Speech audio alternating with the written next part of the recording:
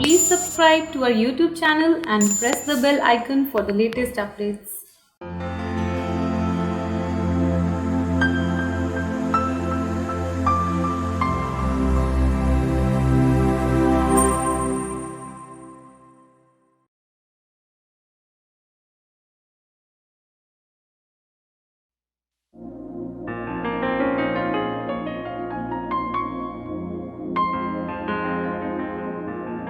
इन्ना देरा अवलड़े ने ए बदल खारे ने धरती च शब्द बीज दे ये अंबरां दे सिरनावे ने अंबरां दे सिरनावे अंबरां दे सिरनावे अंबरां दे सिरनावे अंबरां दे सिरनावे अंबरां दे सिरनावे अंबरां दे सिरनावे।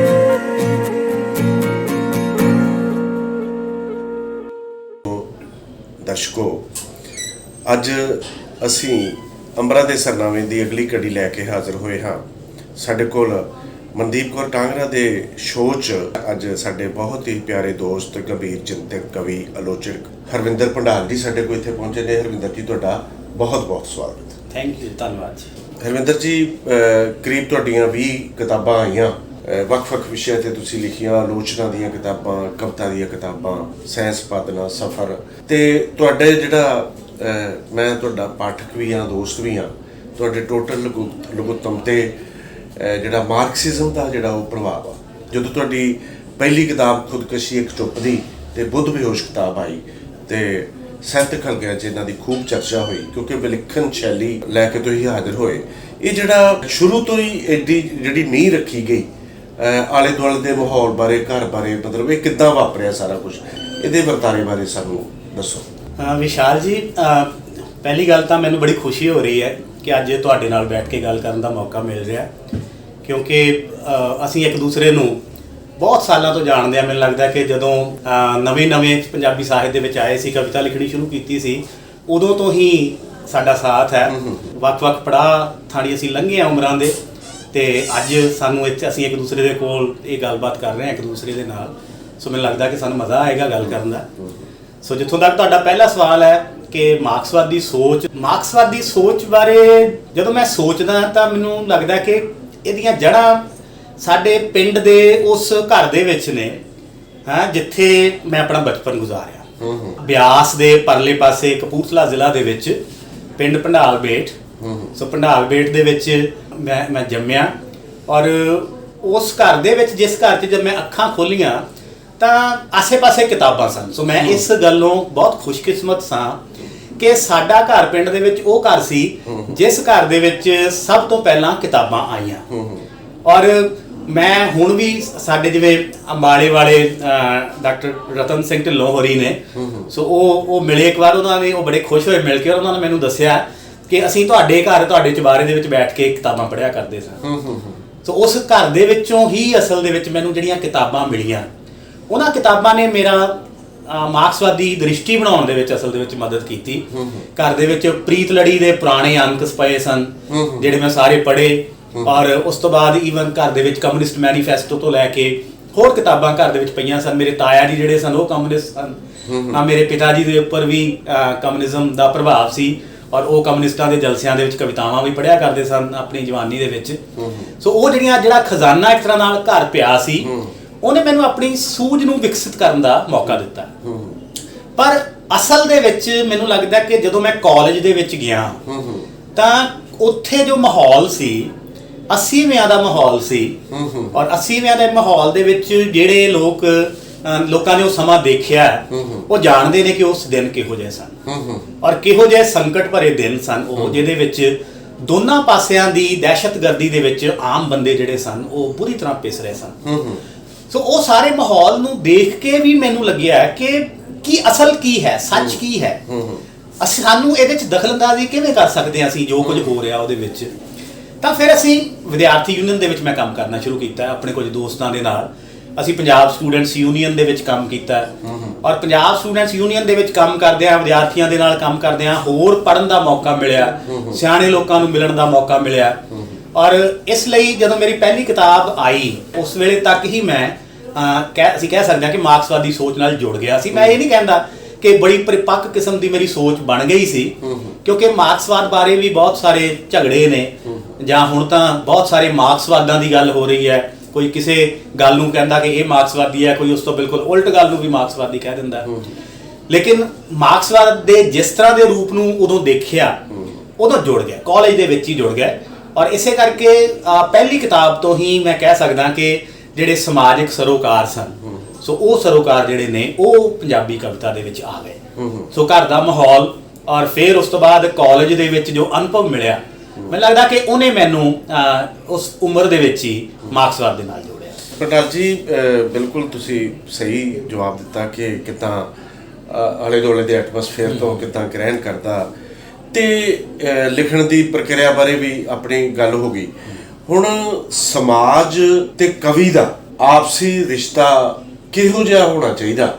ਵਿਸ਼ਾਲ ਜੀ, ਅਸਲ 'ਚ ਸਮਾਜ ਤੇ ਕਵੀ ਇਹਦਾ ਆਪਸੀ ਰਿਸ਼ਤਾ ਕੀ ਹੈ, ਮੈਨੂੰ ਲੱਗਦਾ ਕਿ ਇਹਦੇ ਬਾਰੇ ਬਹੁਤ ਸਾਰੀ ਬਹਿਸ ਵੀ ਹੁੰਦੀ ਹੈ, ਚਰਚਾ ਹੁੰਦੀ ਰਹੀ ਹੈ, ਬਹੁਤ ਦੇਰ ਤੋਂ ਇਹ ਚਰਚਾ ਹੁੰਦੀ ਰਹੀ ਹੈ। ਕਿਉਂਕਿ ਕਵੀ ਜੋ ਹੈ ਉਹ ਕਿਸੇ ਖਲਾ ਦੇ ਵਿੱਚ ਕਵਿਤਾ ਨਹੀਂ ਲਿਖਦਾ। ਕਵੀ ਇੱਕ ਸਮਾਜ ਦੇ ਵਿੱਚ ਹੀ ਰਹਿ ਕੇ ਕਵਿਤਾ ਲਿਖਦਾ ਹੈ। ਉਹ ਉਸ ਸਮਾਜ ਦੀ ਪ੍ਰੋਡਕਟ ਹੁੰਦਾ ਹੈ, ਉਪਜ ਹੁੰਦਾ ਹੈ, ਔਰ ਉਸ ਸਮਾਜ ਦੀਆਂ ਬਹੁਤ ਸਾਰੀਆਂ ਬੰਦਿਸ਼ਾਂ ਵਿੱਚ ਵੱਜ ਕੇ ਵੀ ਉਹ ਕਵਿਤਾ ਲਿਖ ਰਿਹਾ ਹੁੰਦਾ ਹੈ ਕਿ ਸਮਾਜ ਜਿਹੜਾ ਹੈ ਉਹ ਇੱਕ ਮਨੁੱਖ ਕੋਲੋਂ, ਇੱਕ ਬੰਦੇ ਕੋਲੋਂ ਕੀ ਆਸ ਕਰ ਰਿਹਾ। ਸੋ ਇਹਦੇ ਵਿੱਚ ਬਹੁਤ ਸਾਰੇ ਲੋਕ ਇਹ ਕਹਿੰਦੇ ਨੇ ਕਿ ਕਵੀ ਜਿਹੜਾ ਹੈ ਉਸ ਨੂੰ ਬਹੁਤ ਇਨਕਲਾਬੀ ਹੋਣਾ ਚਾਹੀਦਾ ਹੈ, ਉਸ ਨੂੰ ਸਿਆਸੀ ਨਾਅਰੇ ਆਪਣੀ ਕਵਿਤਾ ਦੇ ਵਿੱਚ ਮਾਰਨੇ ਚਾਹੀਦੇ ਨੇ, ਉਸ ਨੂੰ ਚਾਹੀਦਾ ਕਿ ਉਹ ਲੋਕਾਂ ਨੂੰ ਦੱਸੇ ਕਿ ਸਮਾਜਿਕ ਤਬਦੀਲੀ ਕਿਵੇਂ ਵਾਪਰ ਸਕਦੀ ਹੈ, ਇਨਕਲਾਬ ਕਿਵੇਂ ਵਾਪਰ ਸਕਦਾ ਹੈ। ਮੈਂ ਇਹਦੇ ਨਾਲੋਂ ਥੋੜਾ ਜਿਹਾ ਵੱਖਰਾ ਸੋਚਦਾ। ਇੱਕ ਵੇਲੇ ਠੀਕ ਹੈ, ਅਸੀਂ ਵੀ ਇਸੇ ਤਰ੍ਹਾਂ ਸੋਚਦੇ ਸਾਂ ਪਹਿਲੀ ਉਮਰ ਦੇ ਵਿੱਚ, ਮੈਂ ਕਹਿ ਸਕਦਾ, ਜਿਹਦੇ ਸਾਨੂੰ ਲੱਗਦਾ ਸੀ ਕਿ ਕਵਿਤਾ ਜਿਹੜੀ ਹੈ ਸ਼ਾਇਦ ਇਹਦੇ ਰਾਹੀਂ ਹੀ ਕ੍ਰਾਂਤੀ ਆ ਸਕਦੀ ਹੈ। ਪਰ ਹੁਣ ਮੈਨੂੰ ਇਹ ਲੱਗਦਾ ਕਿ ਕਵਿਤਾ ਦਾ ਰੋਲ ਕ੍ਰਾਂਤੀ ਲਿਆਉਣਾ ਨਹੀਂ ਹੈ। ਕ੍ਰਾਂਤੀ ਲਿਆਉਣਾ ਸਿਆਸੀ ਲੋਕਾਂ ਦਾ ਕੰਮ ਹੈ, ਜਿਨ੍ਹਾਂ ਨੇ ਸਿਆਸਤ ਕਰਨੀ ਹੈ। ਸਿਆਸਤ ਬੁਰੇ ਸੈਂਸ ਵਿੱਚ ਹੀ ਨਹੀਂ ਹੁੰਦੀ, ਚੰਗੀ ਸੈਂਸ ਦੇ ਵਿੱਚ ਵੀ ਹੁੰਦੀ ਹੈ। ਕਵਿਤਾ ਬੰਦੇ ਦੇ ਮਨ ਨਾਲ ਜੁੜੀ ਹੈ, ਸਗੋਂ ਮੈਂ ਤੇ ਕਹਿੰਦਾ ਕਿ ਸਾਰਾ ਸਾਹਿਤ ਹੀ ਬੰਦੇ ਦੇ ਮਨ ਦੇ ਨਾਲ ਜੁੜਿਆ ਹੁੰਦਾ ਹੈ। ਇਹੀ ਫਰਕ ਸਾਹਿਤ ਦਾ ਜਾਂ ਉਸ ਕਿਸੇ ਵੀ ਹੋਰ ਵਿਧਾ ਦੇ ਨਾਲ ਹੈ। ਜਿਹੜਾ ਕਵੀ ਹੈ ਉਸਨੇ ਸਮਾਜ ਵਿਗਿਆਨ ਨਹੀਂ ਲਿਖਣਾ, ਉਸਨੇ ਇਕਨੋਮਿਕਸ ਅਰਥ ਸ਼ਾਸਤਰ ਨਹੀਂ ਲਿਖਣਾ, ਉਸਨੇ ਕਵਿਤਾ ਕਰਨੀ ਹੈ। ਜੇ ਇਨਕਲਾਬ ਕਰਨਾ ਹੈ ਤਾਂ ਜਿਹੜਾ ਸਿਆਸੀ ਸਿਧਾਂਤ ਘੜਨ ਦਾ ਕੰਮ ਰਾਜਨੀਤੀ ਸ਼ਾਸਤਰ ਵਾਲਿਆਂ ਦਾ ਹੈ। ਆਰਥਿਕਤਾ ਬਾਰੇ ਸਾਰਾ ਵਿਸ਼ਲੇਸ਼ਣ ਕਰਨ ਦਾ ਕੰਮ ਅਰਥ ਸ਼ਾਸਤਰੀਆਂ ਦਾ ਹੈ। ਕਵੀ ਕਿਉਂਕਿ ਮਨੁੱਖ ਦੇ ਮਨ ਦੇ ਨਾਲ ਜੁੜਿਆ ਹੁੰਦਾ ਹੈ, ਮਨੁੱਖੀ ਸੰਵੇਦਨਾਵਾਂ ਦੇ ਨਾਲ ਜੁੜਿਆ ਹੁੰਦਾ ਹੈ, ਇਸ ਲਈ ਕਵੀ ਦਾ ਕੰਮ ਅਸਲ 'ਚ ਸਮਾਜ ਜਿਸ ਤਰ੍ਹਾਂ ਦਾ ਹੈ ਉਸ ਦਾ ਇੱਕ ਸੰਵੇਦਨਸ਼ੀਲ ਮਨ ਉੱਪਰ ਕੀ ਪ੍ਰਭਾਵ ਪੈ ਰਿਹਾ, ਸਮਾਜ ਵਿਚਲੀਆਂ ਕਿਹੜੀਆਂ ਚੀਜ਼ਾਂ ਨੇ ਜਿਹੜੀਆਂ ਕਿ ਕਵੀ ਦੇ ਸੰਵੇਦਨਸ਼ੀਲ ਮਨ ਨੂੰ ਛੂਹਦੀਆਂ ਨੇ, ਜਿਹਦੇ ਵਿੱਚੋਂ ਕਵਿਤਾ ਦੇ ਵਿੱਚ ਕੁਝ ਵਿਦਰੋਹੀ ਬੋਲ ਵੀ ਆ ਸਕਦੇ ਨੇ, ਜਿਹਦੇ ਵਿੱਚੋਂ ਕਵਿਤਾ ਦੇ ਵਿੱਚ ਕੁਝ ਮੁਹੱਬਤੀ ਬੋਲ ਵੀ ਆ ਸਕਦੇ ਨੇ। ਸੋ ਕਵੀ ਦਾ ਕੰਮ ਮੁੱਖ ਰੂਪ ਦੇ ਵਿੱਚ ਉਸ ਮਨ ਦੇ ਭਾਵਾਂ ਨੂੰ ਫੜਨਾ ਹੈ, ਔਰ ਕਵਿਤਾ ਮੁੱਖ ਰੂਪ ਵਿੱਚ ਭਾਵੁਕ ਪ੍ਰਗਟਾਵਾ ਹੁੰਦਾ ਹੈ। ਇਹ ਨਹੀਂ ਹੈ ਕਿ ਬੌਧਿਕਤਾ ਉਹਦੇ ਵਿੱਚ ਨਹੀਂ ਹੁੰਦੀ, ਬੌਧਿਕਤਾ ਵੀ ਹੁੰਦੀ ਹੈ, ਪਰ ਮੁੱਖ ਰੂਪ ਵਿੱਚ ਕਵਿਤਾ ਦੇ ਵਿੱਚ ਭਾਵੁਕ ਪ੍ਰਗਟਾਵਾ ਹੁੰਦਾ ਹੈ। ਕਵਿਤਾ ਉਹ ਕਵਿਤਾ ਬਣਦੀ ਹੈ ਜਿਹੜੀ ਸਿੱਧੀ ਪੜ੍ਹਨ ਵਾਲੇ ਦੇ ਮਨ ਨੂੰ ਛੂਹਦੀ ਹੈ, ਉਹਦੇ ਦਿਲ ਨੂੰ ਛੂਹਦੀ ਹੈ। ਸੋ ਇਸ ਲਈ ਕਵੀ ਤੇ ਸਮਾਜ ਦਾ ਰਿਸ਼ਤਾ ਆਪਸ ਦੇ ਵਿੱਚ ਬੜਾ ਗੁੰਝਲਦਾਰ ਹੈ। ਕਵੀ ਸਮਾਜ ਨਾਲ ਜੁੜਿਆ ਹੋਇਆ, ਉਹ ਸਮਾਜ ਨਾਲੋਂ ਟੁੱਟ ਕੇ ਕਵਿਤਾ ਨਹੀਂ ਲਿਖਦਾ। ਪਰ ਕਵੀ ਤੋਂ ਜੇ ਇਹ ਆਸ ਕੀਤੀ ਜਾਵੇ ਕਿ ਸ਼ਾਇਦ ਉਸਨੇ ਸਮਾਜਿਕ ਤਬਦੀਲੀ ਕਰ ਦੇਣੀ ਹੈ, ਉਹਨੇ ਇਨਕਲਾਬ ਕਰ ਦੇਣਾ, ਤੇ ਮੈਨੂੰ ਲੱਗਦਾ ਕਿ ਇਹ ਕਵਿਤਾ ਦੀ ਸਮਰੱਥਾ ਨਾਲੋਂ ਕੁਝ ਜ਼ਿਆਦਾ ਆਸ ਕਰਨੀ ਹੈ। ਲੇਕਿਨ ਬੁਨਿਆਦੀ ਤੌਰ ਤੇ ਕਵੀ ਦਾ ਕੰਮ ਜਿਹੜਾ ਹੈ ਉਹ ਮਨ ਦੇ ਨਾਲ ਜੁੜਿਆ ਹੋਇਆ। ਕਵੀ ਦਾ ਕੰਮ ਅਸਲ 'ਚ ਸਮਾਜ ਵਿੱਚ ਸੁੰਦਰਤਾ ਪੈਦਾ ਕਰਨਾ, ਸਮਾਜ ਅੰਦਰ ਜਿਹੜੇ ਕੋਹਜ ਨੇ ਉਹਨਾਂ ਤੇ ਉਂਗਲ ਰੱਖਣਾ ਹੈ। ਹਰਵਿੰਦਰ ਜੀ, ਇੱਕ ਗੱਲ ਹੋਰ, ਜਦੋਂ ਕਵਿਤਾ ਦੀ ਤੇ ਕਵਿਤਾ ਦੀ ਸਿਨਫ ਦੀ ਆਪਾਂ ਗੱਲ ਕਰ ਰਹੇ ਸੀ। ਹੁਣ ਕਈ ਜਿੱਦਾਂ ਤੁਸੀਂ ਕਿਹਾ ਕਿ ਜਿਹੜਾ ਕਵੀ ਉਹ ਸਪੇਸ ਵਿੱਚ ਨਹੀਂ ਲਿਖਦਾ ਹੈਗਾ। ਹੁਣ ਸਾਡੇ ਕੁਝ ਦੋਸਤ ਨੇ ਥੋੜੇ 10-15 ਹੋਣਗੇ ਲੋਕ ਉਸ ਤਰ੍ਹਾਂ ਦੇ ਆਪਣੇ ਢੰਗ ਨਾਲ ਲੋਕ ਕਵਿਤਾ ਸਪੇਸ ਵਿੱਚ ਲਿਖ ਰਹੇ ਆ। ਉਹਨਾਂ ਦਾ ਸਮਾਜਿਕ ਸਰੋਕਾਰਾਂ ਦੇ ਨਾਲ ਕੋਈ ਸੰਬੰਧ ਨਹੀਂ ਹੈਗਾ। ਜਦੋਂ ਦੀ ਉਹਨਾਂ ਦੀ ਕਵਿਤਾ ਸਾਡੇ ਦੋਸਤਾਂ ਦੇ ਸਾਹਮਣੇ ਆਉਂਦੀ ਆ, ਉਹ ਨਿੱਜ ਤੇ ਅੰਦਰੋਂ ਅੰਦਰ ਕਵਿਤਾ ਲਿਖ ਕੇ ਇੱਕ ਉਹਨਾਂ ਦਾ ਗਰੁੱਪ ਬਣਿਆ। ਉਹਦੇ 'ਚ ਜਿੱਦਾਂ ਉਹ ਕਬੀਲੇ ਨਾਲੋਂ ਹੀ ਇਕੱਠੇ ਹੋਏ ਲੋਕ ਆ, ਉਹ ਜਿਨ੍ਹਾਂ ਕਵੀਆਂ ਦੀ ਤੁਸੀਂ ਗੱਲ ਕੀਤੀ ਆ ਉਹਨਾਂ ਨਾਲੋਂ ਮਤਲਬ ਉਹਨਾਂ ਦਾ ਜਿੱਦਾਂ ਕੋਈ ਨਾਤਾ ਹੀ ਨਹੀਂ ਹੁੰਦਾ, ਨਾ ਉਹ ਸੱਦਦੇ ਆ ਨਾ ਉਹਨਾਂ ਦੇ ਪ੍ਰੋਗਰਾਮ ਤੇ ਉਹ ਜਾਂਦੇ ਆ। ਮਤਲਬ ਉਸ ਕਵਿਤਾ ਬਾਰੇ ਤੁਹਾਡਾ ਕੀ ਖਿਆਲ ਆ ਕਿ ਆਪਣੇ ਆਪ 'ਚ ਉਹ ਕਵਿਤਾ ਸਾਡੇ ਆਲੋਚਕ ਜਿਹੜੇ ਕਬੂਲ ਵੀ ਕਰੀ ਬੈਠੇ ਆ, ਤੇ ਇਹ ਬੜੀ ਮੇਰੇ ਵਾਸਤੇ ਬੜੀ ਗੁੰਝਲ ਜੀ ਆ। ਇਹਦੇ ਬਾਰੇ ਤੁਸੀਂ ਕੀ ਕਹਿਣਾ ਚਾਹੋਗੇ? ਵਿਸ਼ਾਲ ਜੀ, ਤੁਸੀਂ ਆਪ ਕਵੀ ਹੋ ਤੇ ਸੰਪਾਦਕ ਵੀ ਹੋ। ਉਹਦੇ 'ਚ ਮੈਂ ਇਹੀ ਕਹਿਣਾ ਚਾਹੁੰਦਾ ਕਿ ਇੱਕ ਤਾਂ ਸਾਨੂੰ ਇਸ ਗੱਲ ਤੋਂ ਬਚਣਾ ਚਾਹੀਦਾ ਕਿ ਕਵਿਤਾ ਜਿਹੜੀ ਹੈ ਉਹ ਬਹੁਤ ਹੀ ਸਰਲ ਹੋਣੀ ਚਾਹੀਦੀ ਹੈ। ਜਿਵੇਂ ਪਹਿਲਾਂ ਇਹ ਕਿਹਾ ਜਾਂਦਾ ਸੀ ਪ੍ਰਗਤੀਵਾਦੀ ਦੌਰ ਦੇ ਵਿੱਚ ਵੀ ਜਾਂ ਬਾਅਦ ਵਿੱਚ ਵੀ ਆਮ ਤੌਰ ਤੇ ਸਿਆਸੀ ਹਲਕੇ ਇਹ ਸਮਝਦੇ ਆ ਕਿ ਕਵਿਤਾ ਉਹ ਹੈ ਜਿਹੜੀ ਸਧਾਰਨ ਬੰਦੇ ਨੂੰ ਸਮਝ ਆ ਜਾਏ। ਪਰ ਮੈਨੂੰ ਲੱਗਦਾ ਕਿ ਕਵਿਤਾ ਇਸੇ ਕਰਕੇ ਸਾਡੇ ਇੱਥੇ ਘੱਟ ਪੜ੍ਹੀ ਜਾਂਦੀ ਹੈ ਕਿਉਂਕਿ ਕਵਿਤਾ ਹਰੇਕ ਪਾਠਕ ਦੇ ਪੱਧਰ ਤੇ ਨਹੀਂ ਹੁੰਦੀ, ਜਾਂ ਮੈਂ ਕਹਿ ਸਕਦਾ ਕਿ ਪਾਠਕ ਸ਼ਾਇਦ ਹਰੇਕ ਕਵਿਤਾ ਦੇ ਪੱਧਰ ਤੇ ਨਹੀਂ ਹੁੰਦਾ। ਸਾਹਿਤ ਦੇ ਵੀ ਵੱਖ-ਵੱਖ ਪੱਧਰ ਨੇ, ਕਵਿਤਾਵਾਂ ਦੇ ਵੀ ਵੱਖ-ਵੱਖ ਪੱਧਰ ਨੇ। ਸੋ ਇਸੇ ਤਰੀਕੇ ਦੇ ਨਾਲ ਸਾਡੇ ਕੋਲ ਇੱਕ ਪੱਧਰ ਉਹ ਹੈ ਜਿੱਥੇ ਆਪਣੀ ਗੱਲ ਨੂੰ ਬਿੰਬਾਂ ਦੇ ਰਾਹੀਂ ਕਹਿਣਾ ਹੈ, ਆਪਣੀ ਗੱਲ ਨੂੰ ਨਵੀਂ ਭਾਸ਼ਾ ਜਿਹੜੀ ਹੈ ਉਹ ਘੜ ਕੇ ਕਹਿਣਾ ਹੈ।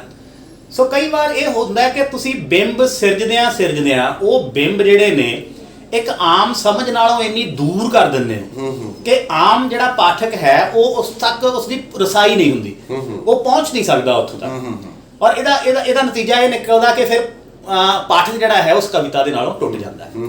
ਮੈਂ ਇਹ ਨਹੀਂ ਕਹਿੰਦਾ ਕਿ ਇਸ ਤਰ੍ਹਾਂ ਦੀ ਕਵਿਤਾ ਜਿਹੜੀ ਹੈ ਇਸ ਦੀ ਕੋਈ ਭੂਮਿਕਾ ਨਹੀਂ ਹੈ। ਜਿਵੇਂ ਸਤੀ ਕੁਮਾਰ ਹੈ ਸਾਡੇ ਕੋਲ ਹਰੀ ਨਾਮ ਦੀ ਕਵਿਤਾ ਹੈ। ਸੋ ਉਹ ਸਾਡੇ ਕੋਲ ਈਵਨ ਆਸੀ ਦੀਆਂ ਤੁਸੀਂ ਪਹਿਲੀਆਂ ਕਿਤਾਬਾਂ ਦੇਖ ਸਕਦੇ ਹੋ। ਉਹਦੀ ਜਿਹੜੀਆਂ ਕਿ ਔਖੀਆਂ ਨੇ, ਮੈਂ ਇਹਨਾਂ ਨੂੰ ਔਖਾ ਕਹਾਂਗਾ, ਔਖੀਆਂ ਨੇ, ਗੁੰਝਲਦਾਰ ਨੇ, ਤੇ ਸ਼ਾਇਦ ਇਹ ਸਾਰੇ ਪਾਠਕਾਂ ਲਈ ਹੈ ਵੀ ਨਹੀਂ। ਸੋ ਇਸ ਕਰਕੇ ਮੈਨੂੰ ਲੱਗਦਾ ਕਿ ਇਸ ਪੱਧਰ ਤੇ ਕਵਿਤਾ ਨੂੰ ਦੇਖਣ ਦੇ ਲਈ ਸਾਨੂੰ ਇਹ ਆਸ ਨਹੀਂ ਕਰਨੀ ਚਾਹੀਦੀ ਕਿ ਆਮ ਪਾਠਕ ਜਿਹੜਾ ਹੈ ਉਹ ਵੀ ਇਸ ਕਵਿਤਾ ਦੇ ਨਾਲ ਜੁੜੇ। ਹਾਂ, ਜਿਨ੍ਹਾਂ ਨੂੰ ਜੇਕਰ ਕਿਸੇ ਨੂੰ ਚੰਗਾ ਲੱਗਦਾ, ਜੇ ਕੋਈ ਗਰੁੱਪ ਵੀ ਹੈ, ਜੇਕਰ ਉਹਨਾਂ ਨੂੰ ਉਹ ਕਵਿਤਾ ਚੰਗੀ ਲੱਗ ਰਹੀ ਹੈ ਤਾਂ ਉਹਨਾਂ ਦਾ ਹੱਕ ਹੈ ਉਹ ਲਿਖਣ ਵੀ ਤੇ ਉਸ ਨੂੰ ਇੰਜੋਏ ਵੀ ਕਰਨ, ਐਪਰੀਸ਼ੀਏਟ ਵੀ ਕਰਨ, ਕਿਉਂਕਿ ਹਰ ਕਿਸੇ ਦੇ ਆਪਣੇ ਵਿਚਾਰ ਹੁੰਦੇ ਨੇ ਔਰ ਉਹਦੇ 'ਚ ਸਬਜੈਕਟਿਵਿਟੀ ਹੁੰਦੀ ਹੈ, ਅੰਤਰਮੁਖਤਾ ਹੁੰਦੀ ਹੈ ਜਿਹੜੀ ਹਮੇਸ਼ਾ ਹੀ ਰਹਿੰਦੀ ਹੈ, ਕਦੇ ਵੀ ਪੂਰਨ ਸਹਿਮਤੀ ਨਹੀਂ ਬਣਦੀ। ਇਸੇ ਤਰ੍ਹਾਂ ਕਿਹੜੀ ਚੰਗੀ ਕਵਿਤਾ ਹੈ, ਕਿਹੜੀ ਸੁਹਜਮਈ ਕਵਿਤਾ ਹੈ, ਕਿਹੜੀ ਨਹੀਂ ਸੁਹਜਮਈ, ਮੈਨੂੰ ਨਹੀਂ ਲੱਗਦਾ ਇਹਦੇ ਉੱਤੇ ਵੀ ਕਦੇ ਪੂਰਨ ਸਹਿਮਤੀ ਬਣ ਸਕਦੀ ਹੈ।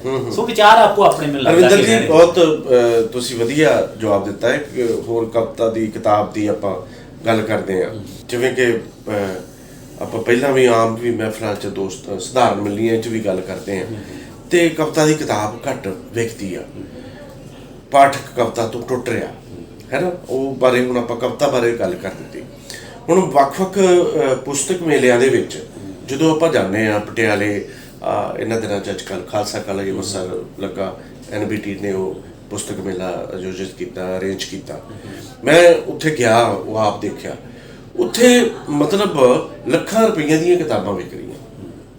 ਇਹ ਨਹੀਂ ਕਿ ਮੈਂ ਸੁਣਿਆ, ਮੈਂ ਵੇਖਿਆ ਆਪ ਜਾ ਕੇ। ਤੇ ਉਹ ਕਿਹੜੇ ਲੋਕ ਨੇ ਕਿਤਾਬਾਂ ਜਿਹੜੀਆਂ ਲੈ ਕੇ ਜਾਂਦੇ ਆ, ਇੰਨੀਆਂ ਸਾਰੀਆਂ ਕਿਤਾਬਾਂ, ਉਹ ਕਿਹੜੀਆਂ ਕਿਤਾਬਾਂ ਹੋਣਗੀਆਂ, ਕਿਹੜਾ ਸਾਹਿਤ ਹੋਊਗਾ?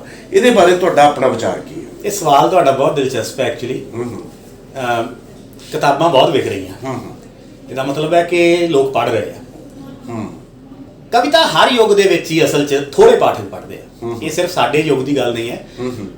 ਕਵਿਤਾ ਤੋਂ ਬਾਅਦ ਜਦੋਂ ਤੋਂ ਵਾਰਤਕ ਸ਼ੁਰੂ ਹੋਈ ਹੈ, ਉਸ ਤੋਂ ਬਾਅਦ ਹਰੇਕ ਯੁੱਗ ਦੇ ਵਿੱਚ ਹੀ ਕਵਿਤਾ ਦੇ ਪਾਠਕ ਜਾਂ ਸਰੋਤੇ ਵਾਰਤਕ ਨਾਲੋਂ ਘੱਟ ਰਹੇ ਨੇ। ਔਰ ਅੱਜ ਦਾ ਯੁੱਗ ਤੇ ਮੈਨੂੰ ਇਹ ਲੱਗਦਾ ਕਿ ਇਹ ਕਵਿਤਾ ਦਾ ਯੁੱਗ ਨਹੀਂ ਹੈ, ਕਿਉਂਕਿ ਅੱਜ ਦਾ ਯੁੱਗ ਇੰਨਾ ਗੁੰਝਲਦਾਰ ਹੋ ਗਿਆ। ਇਸ ਯੁੱਗ ਦੇ ਵਿੱਚ ਸਾਡੇ ਉੱਤੇ ਸਮਾਜ ਜਿਹੜੇ ਸੱਭਿਆਚਾਰਕ ਦਬਾਅ ਐਸੇ ਨੇ, ਸੱਭਿਆਚਾਰਕ ਇੱਕ ਪੂਰੀ ਦੀ ਪੂਰੀ ਇੰਡਸਟਰੀ ਹੈ ਜਿਹੜੀ ਸਾਡੇ ਮਨ ਨੂੰ ਵੀ ਘੜ ਰਹੀ ਹੈ, ਸਾਡੇ ਮਨ ਨੂੰ ਮਾਰਕੀਟ ਦੇ ਲਈ ਤਿਆਰ ਕਰ ਰਹੀ ਹੈ। ਕਿੰਨੀ ਤਰ੍ਹਾਂ ਦੇ ਵਰਤਾਰੇ ਅਸੀਂ ਆਪਣੇ ਆਸੇ ਪਾਸੇ ਦੇਖਦੇ ਹਾਂ, ਬਹੁਤ ਗੁੰਝਲਦਾਰ ਹੈ। ਮੈਨੂੰ ਇਹ ਲੱਗਦਾ ਕਿ ਸ਼ਾਇਦ ਕਿਤੇ ਨਾ ਕਿਤੇ ਕਵਿਤਾ ਜਿਹੜੀ ਹੈ ਨਾ ਉਹ ਇਸ ਸਾਰੇ ਗੁੰਝਲਦਾਰ ਵਰਤਾਰੇ ਨੂੰ ਸਮਝਣ ਲਈ ਬੜੀ ਮਾਸੂਮ ਵਿਧਾ ਆ। ਇੱਕ ਵਾਰ ਨਾ ਗੁਰਬਚਨ ਹੋਰਾਂ ਨਾਲ ਮੇਰੀ ਗੱਲ ਹੋ ਰਹੀ ਸੀ ਕਵੀ ਬਾਰੇ, ਕਵਿਤਾ ਬਾਰੇ, ਤੇ ਉਹਨਾਂ ਕਵਿਤਾ ਬਾਰੇ ਅਸੀਂ ਗੱਲ ਕਰ ਰਹੇ ਸੀ ਕਿ ਕਵੀ ਦਾ ਕੀ ਮਹੱਤਵ ਹੁੰਦਾ ਹੈ। ਤੇ ਮੈਂ ਕਿਹਾ ਵੀ ਫਿਰ ਮੈਨੂੰ ਤੁਸੀਂ ਇਹ ਦੱਸੋ ਕਿ ਕੀ ਕਵੀ ਹੋਣਾ ਕੋਈ ਮਾੜੀ ਗੱਲ ਹੁੰਦੀ ਹੈ? ਕਿਉਂਕਿ ਕਵੀ ਦਾ ਤੇ ਮਤਲਬ ਹੀ ਉਹ ਹੈ ਜਿਹੜਾ ਕਿ ਬਹੁਤ ਸੰਵੇਦਨਸ਼ੀਲ ਵਿਅਕਤੀ ਹੈ, ਆਪਣੇ ਹਰ ਵਰਤਾਰੇ ਨੂੰ ਬੜੀ ਸੰਵੇਦਨਸ਼ੀਲਤਾ ਨਾਲ ਦੇਖਦਾ ਹੈ। ਕੀ ਇਹਦਾ ਮਤਲਬ ਕਵੀ ਨਾ ਹੋਇਆ ਜਾਵੇ? ਤੇ ਗੁਰਬਚਨ ਹੋਰਾਂ ਨੇ ਕਿਹਾ ਕਿ ਕਵੀ ਤਾਂ ਹੋਵੋ ਪਰ ਕਵਿਤਾ ਨਾ ਲਿਖੋ। ਕਵੀ ਨੂੰ ਹੋਰ ਵਿਧਾਵਾਂ ਦੇ ਵਿੱਚ ਜਾਣਾ ਚਾਹੀਦਾ। ਕਵੀ ਜਿਹੜਾ ਹੈ ਉਹ ਕਹਾਣੀ ਲਿਖੇ, ਕਵੀ ਜਿਹੜਾ ਹੈ ਨਾਵਲ ਲਿਖੇ, ਵਾਰਤਕ ਲਿਖੇ। ਕਵੀ ਮਨ ਦਾ ਹੋਣਾ ਬਹੁਤ ਜ਼ਰੂਰੀ ਹੈ, ਲੇਕਿਨ ਸ਼ਾਇਦ ਕਵਿਤਾ ਦੀ ਵਿਧਾ ਜਿਹੜੀ ਹੈ ਉਹ ਇਸ ਸਮੇਂ ਦੇ ਪੂਰੇ ਯਥਾਰਥ ਨੂੰ, ਪੂਰੇ ਸੱਚ ਨੂੰ ਫੜਨ ਦੇ ਵਿੱਚ ਕਿਤੇ ਨਾ ਕਿਤੇ ਅਸਮਰੱਥ ਹੈ। ਇਸੇ ਕਰਕੇ ਕਵਿਤਾ ਬਹੁਤ ਥੋੜੇ ਲੋਕ ਪੜ੍ਹਦੇ ਨੇ, ਹੁਣ ਵੀ ਬਹੁਤ ਥੋੜੇ ਲੋਕ ਪੜ੍ਹਦੇ ਆ, ਲੇਕਿਨ ਉਹਦੇ ਮੁਕਾਬਲੇ ਤੁਸੀਂ ਨਾਵਲ ਦੇਖੋਗੇ, ਨਾਵਲ ਬਹੁਤ ਲੋਕ ਪੜ੍ਹ ਰਹੇ ਆ, ਵਾਰਤਕ ਬਹੁਤ ਲੋਕ ਪੜ੍ਹ ਰਹੇ ਆ, ਕਹਾਣੀਆਂ ਬਹੁਤ ਲੋਕ ਪੜ੍ਹ ਰਹੇ ਆ। ਈਵਨ ਜਿਹੜੇ ਸਫ਼ਰਨਾਮੇ ਨੇ, ਸਫ਼ਰਨਾਮੇ ਦੇ ਆਪਣੇ ਹੀ ਵੱਖਰੇ ਤਰ੍ਹਾਂ ਦੇ ਪਾਠਕ ਨੇ ਜਿਹੜੇ ਖਰੀਦਦੇ ਨੇ ਉਹਨਾਂ ਨੂੰ।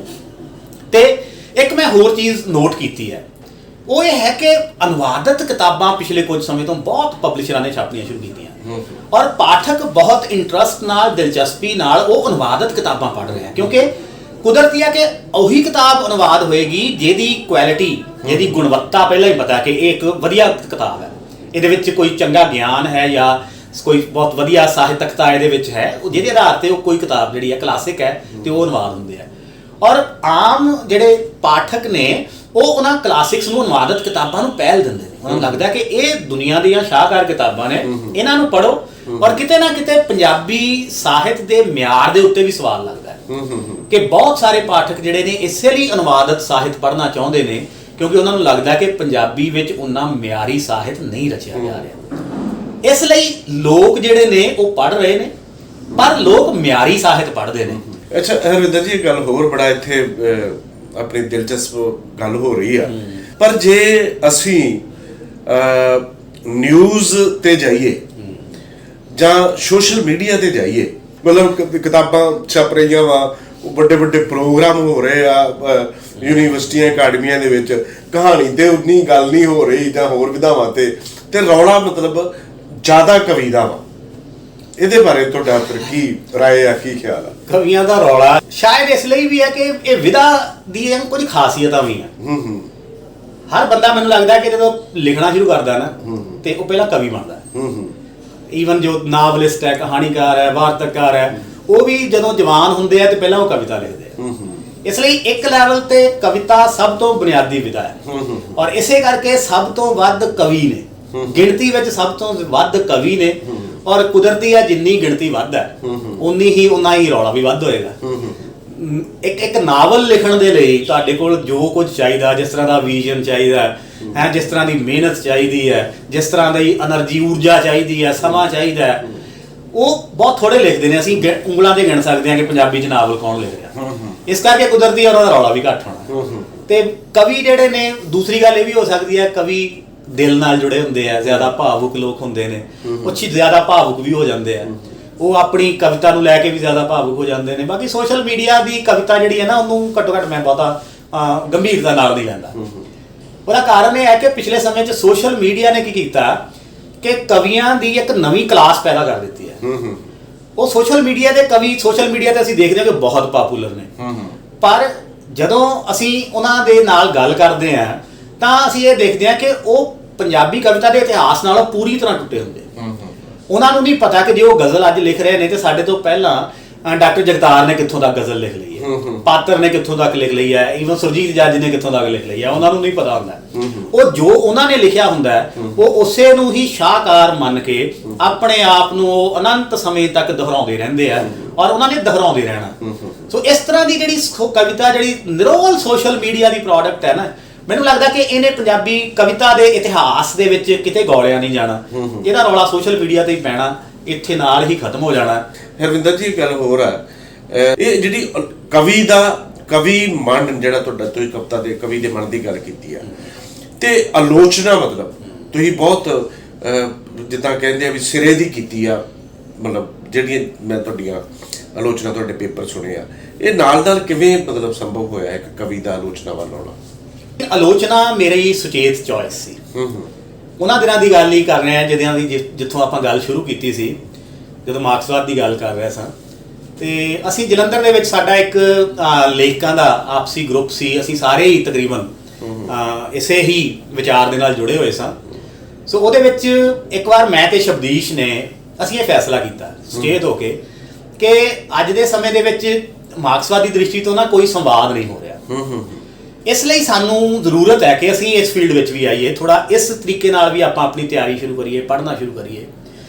ਜਿਸ ਤੋਂ ਬਾਅਦ ਅਸੀਂ ਮਾਰਕਸਵਾਦ ਤੇ ਖਾਸ ਤੌਰ ਤੇ ਸਾਹਿਤ ਜਿਹੜਾ ਹੈ, ਸਾਹਿਤ ਨਾਲ ਜੁੜੀਆਂ ਜਿਹੜੀਆਂ ਪ੍ਰਣਾਲੀਆਂ ਨੇ ਮਾਰਕਸਵਾਦੀ ਦ੍ਰਿਸ਼ਟੀਆਂ ਨੇ, ਅਸੀਂ ਉਹਨਾਂ ਬਾਰੇ ਪੜ੍ਹਨਾ ਸ਼ੁਰੂ ਕੀਤਾ ਔਰ ਫਿਰ ਉਹਦੇ ਬਾਰੇ ਕੰਮ ਕਰਨਾ ਸ਼ੁਰੂ ਕੀਤਾ। ਸੋ ਇਹ ਆਲੋਚਨਾ ਅਸਲ ਦੇ ਵਿੱਚ ਮੇਰੀ ਸੁਚੇਤ ਚੋਇਸ ਹੈ।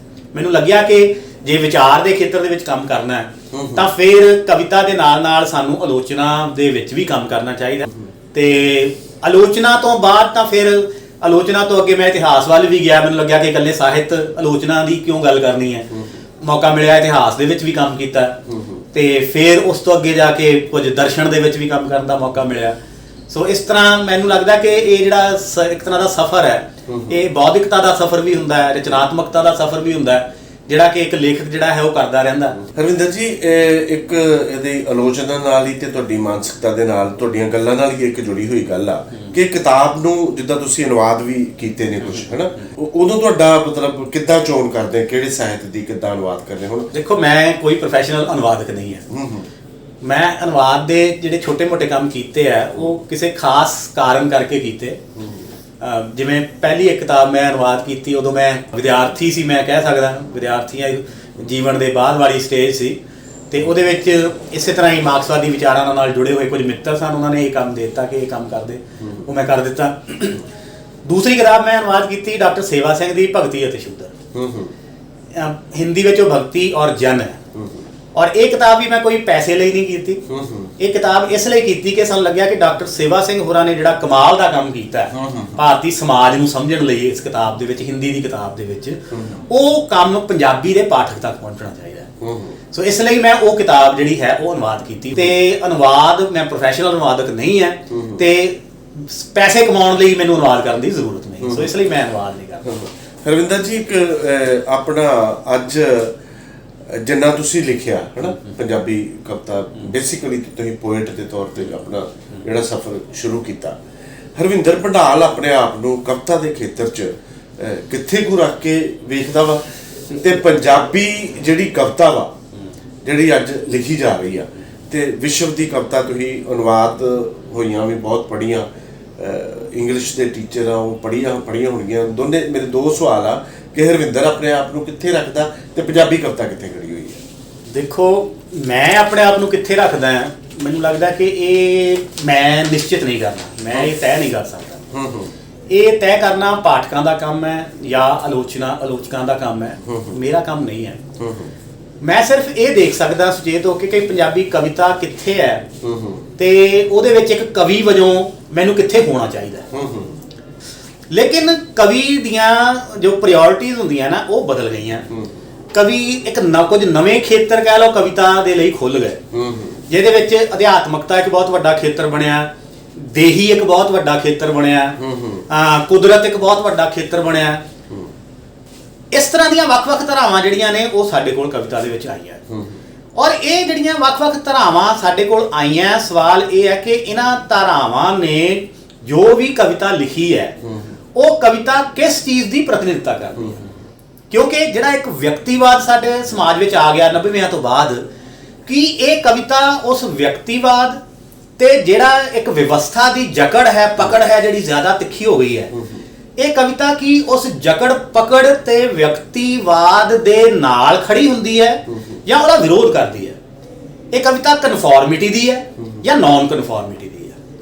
ਤੇ ਮੈਨੂੰ ਜਦੋਂ ਮੈਂ ਕਵਿਤਾ ਲਿਖਦਾ ਤੇ ਮੈਨੂੰ ਲੱਗਦਾ ਕਿ ਮੈਂ ਹਮੇਸ਼ਾ ਨਾਨ ਕਨਫੋਰਮਿਟੀ ਦੀ ਕਵਿਤਾ ਹੀ ਲਿਖ ਸਕਦਾ, ਜੋ ਇੱਕ ਸਥਾਪਿਤ ਚੀਜ਼ ਹੈ, ਪ੍ਰਵਾਨਿਤ ਚੀਜ਼ ਹੈ। ਸ਼ਾਇਦ ਮੈਂ ਆਪਣੇ ਆਪ ਨੂੰ ਉਹਦੇ ਨਾਲ ਨਹੀਂ ਜੋੜ ਸਕਦਾ।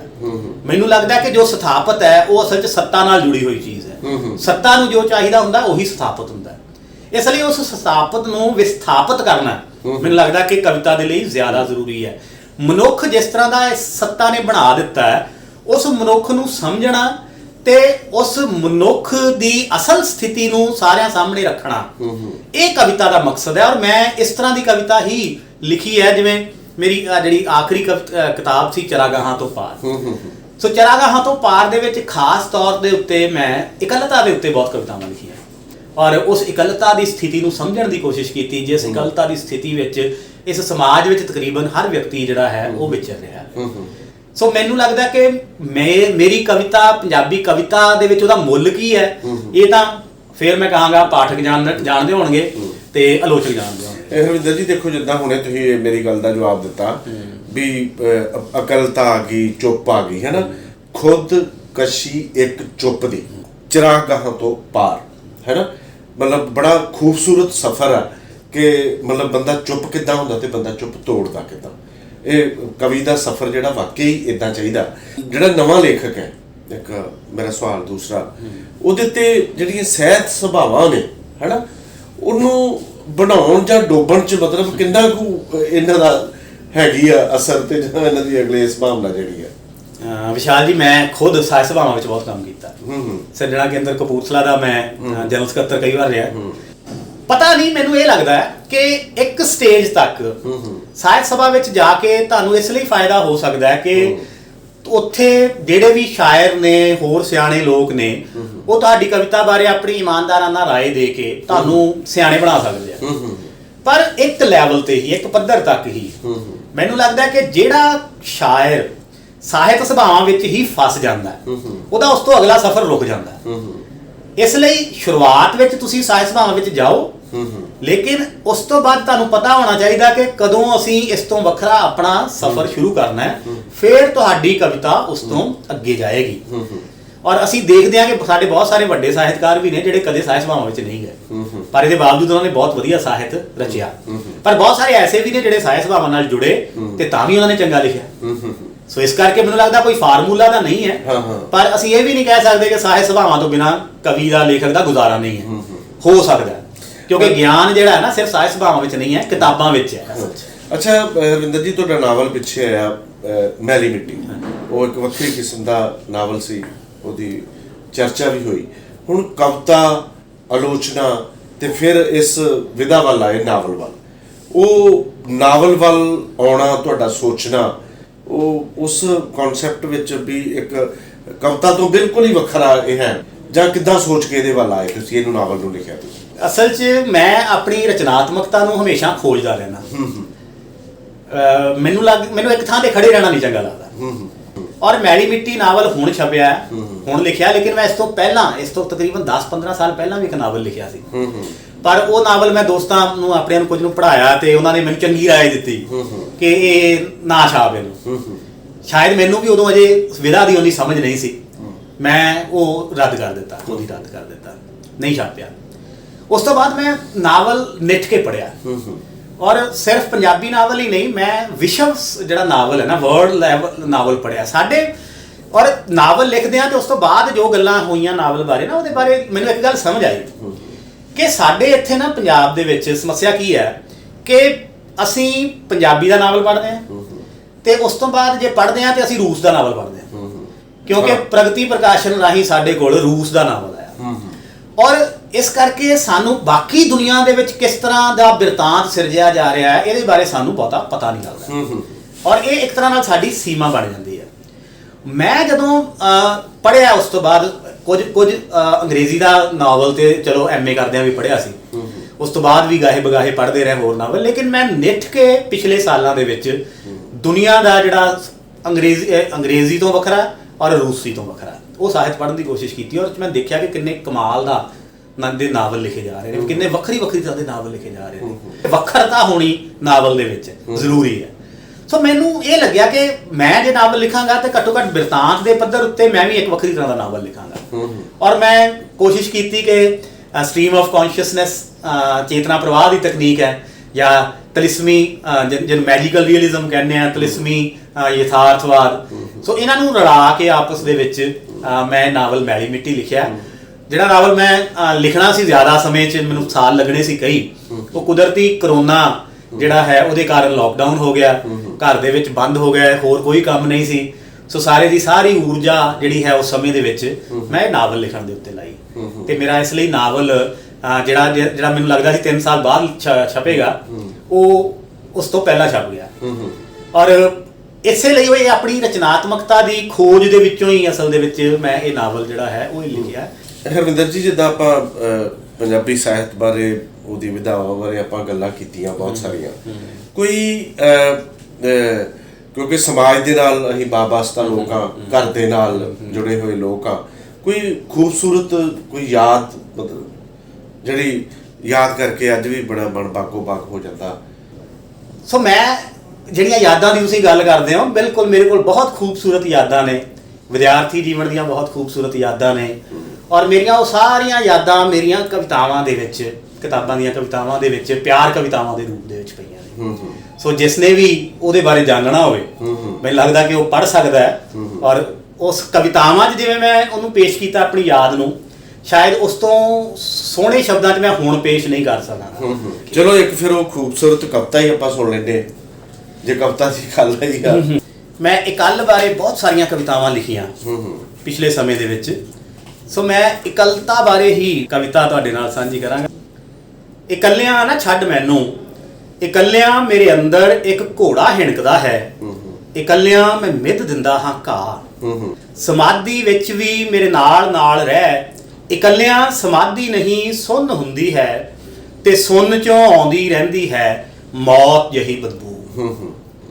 ਇਕੱਲਿਆਂ ਬਸ ਆਪਣੇ ਸਾਹਾਂ ਤੇ ਹੀ ਕੀਤੀ ਜਾ ਸਕਦੀ ਹੈ ਸਵਾਰੀ, ਖੁਸ਼ਬੂ ਤਾਂ ਹਮੇਸ਼ਾ ਸਾਥ ਦੀ ਹੀ ਹੁੰਦੀ, ਖੁਸ਼ਬੂ ਤਾਂ ਹਮੇਸ਼ਾ ਸਾਥ ਦੀ ਹੀ ਹੁੰਦੀ, ਖੌਲਦੇ ਸਾਗਰਾਂ 'ਚ ਮੇਰੇ ਨਾਲ ਨਾਲ ਰਹਿ, ਇਕੱਲਿਆਂ ਲਹਿਰ ਤੇ ਬੇੜੀ ਨਾ ਬਣ ਹੁੰਦਾ, ਨਾ ਫੜੀ ਜਾਂਦੀ ਤੈਰਦੀ ਚਾਂਦੀ, ਇਕੱਲਿਆਂ ਨਾ ਛੱਡ ਮੈਨੂੰ, ਇਕੱਲਿਆਂ ਨਾ ਛੱਡ ਮੈਨੂੰ।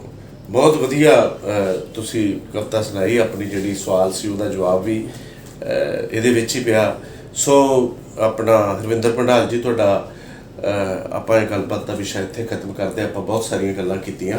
ਤੁਹਾਡਾ ਇੱਥੇ ਸਾਡੇ ਸਟੂਡੀਓ 'ਚ ਆਉਣ ਦਾ ਬਹੁਤ ਬਹੁਤ ਧੰਨਵਾਦ, ਸ਼ੁਕਰੀਆ। ਨਵੀਂ ਜਾਣਕਾਰੀ ਮਿਲੀ ਤੁਹਾਡੇ ਸੋਚ ਬਾਰੇ, ਕਵਿਤਾ ਬਾਰੇ, ਕਿੱਦਾਂ ਤੁਸੀਂ ਸੋਚਦੇ ਆ। ਵਿਸ਼ਾਲ ਜੀ, ਤੁਹਾਡਾ ਵੀ, ਤੁਹਾਡੇ ਪ੍ਰੋਗਰਾਮ ਦੇ ਸਾਰੇ ਸੰਚਾਲਕਾਂ ਦਾ ਵੀ ਬਹੁਤ ਬਹੁਤ ਧੰਨਵਾਦ। ਸੋ ਤੁਸੀਂ ਮੌਕਾ ਦਿੱਤਾ ਮੈਨੂੰ ਕਵਿਤਾ ਬਾਰੇ ਗੱਲਾਂ ਕਰਨ ਦਾ, ਸੋ ਬਹੁਤ ਧੰਨਵਾਦ। ਸੋ ਦੋਸਤੋ, ਇਹ ਸਨ ਹਰਵਿੰਦਰ ਪੰਡਾਲ ਜੀ, ਜਿਨ੍ਹਾਂ ਨੇ 20 ਦੇ ਕਰੀਬ ਵੱਖ-ਵੱਖ ਵਿਧਾਵਾਂ ਤੇ ਪੁਸਤਕਾਂ ਲਿਖੀਆਂ, ਜਿਨ੍ਹਾਂ ਨਾਲ ਆਪਾਂ ਗੱਲਬਾਤ ਕੀਤੀ, ਇਹਨਾਂ ਬਾਰੇ ਜਾਣਿਆ। ਤੇ ਫਿਰ ਅਗਲੀ ਮੁਲਾਕਾਤ 'ਚ ਕਿਸੇ ਹੋਰ ਸ਼ਖਸੀਅਤ ਨਾਲ ਤੁਹਾਡੇ ਸਾਹਮਣੇ ਲੈ ਕੇ ਆਵਾਂਗੇ। ਤਦ ਤੱਕ ਲਈ ਇਜਾਜ਼ਤ, ਤੁਹਾਡਾ ਵੀ ਦੋਸਤੋ ਬਹੁਤ ਬਹੁਤ ਧੰਨਵਾਦ।